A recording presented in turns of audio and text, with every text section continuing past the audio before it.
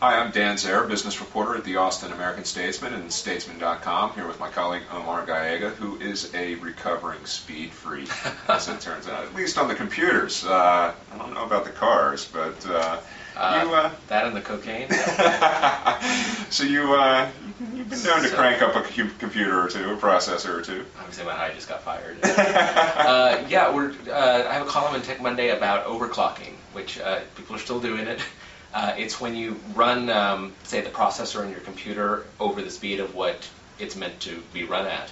And you do that with either the software or back in the day, people used to kind of modify the chip itself to be able to do that, to unlock it. A couple of overclockers last month in Las Vegas worked with AMD to break the world overclocking record on one of their Phenom 2 microprocessors, a quad-core processor, and they cranked it up to 6.5 gigahertz, which is more than twice the speed of what it normally runs. And they did this with liquid helium, about 500 liters worth of liquid helium to cool it down to close to absolute zero.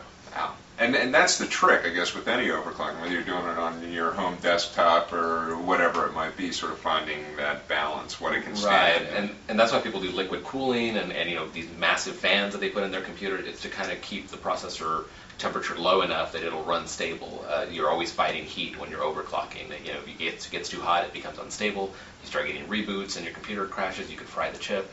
But with liquid helium, they were able to kind of not really find a bottom to how much it could be cooled and keep it stable at those speeds. So how fast is yours? I have mine cranked up to 3.2 gigahertz, and it's supposed to run about 2.13. It's a dual-core processor and has been running stable for like close to 2 years. So there you go. Thanks for joining us. We'll see you next week.